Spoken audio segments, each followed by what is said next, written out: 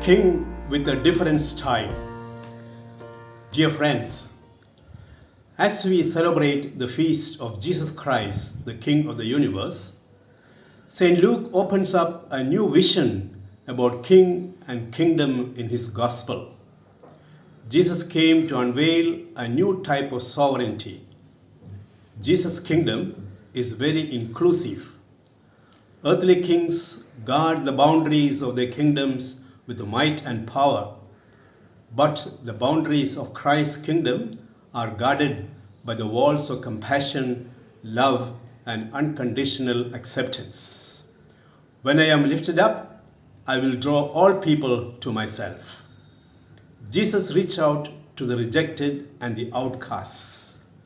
The Samaritans and the Gentiles were the special objects of his friendship, and they were the glorified stars in his parables and miracles. He is the King of the universe.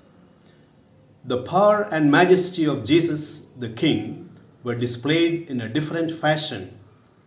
Jesus was told to come down from the cross to prove his royalty. In the Gospel of St. Matthew, chapter 27, verse 42, the chief priests shouted, "He is the King of Israel. Let him come down from the cross now, and we will believe in him." It is the same temptation which the devil leveled against him. If you are the Son of God, throw yourself down. But Jesus' kingship is verified not by external shows and manifestations, but in the power emanating from doing the will of God. Jesus is a king who lives very close to his people. "You will be with me in paradise," he tells the good thief. Paradise or heaven is to be with Jesus. Kingdom is identified with the person, with Jesus.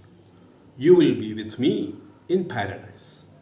Jesus is Emmanuel, God with us. Nothing can separate us from God. Hence Jesus said, "The kingdom of God is in the midst of you." Pope Francis, when he was elected Pope, took up his residence in Santa Marta and abandoned his royal palace in the Vatican. When he was asked why this break with the tradition, he replied that he preferred to be close to the people, in the midst of the people, than be isolated in the papal palace. Pope reflects the style of Jesus. Jesus is a king who loves to be with the people. Earthly kings and leaders have their own palaces with high security. On 12th September, Queen Elizabeth's grand funeral procession and funeral service took place. Many dignitaries, royal regiments, army, and thousands of people participated in it. What a show of regality and popularity. See how Jesus' funeral was conducted. Just 3 or 4 people took part in it. His body was placed in a borrowed tomb. It was almost like the funeral of an outcast.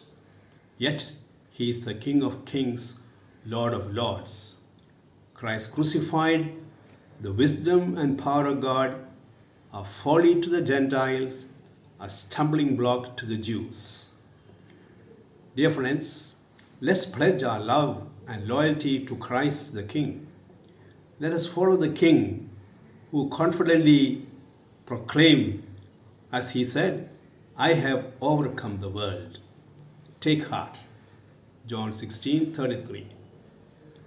St. Paul captures this truth in these words: "He is before all things, and in him all things hold together."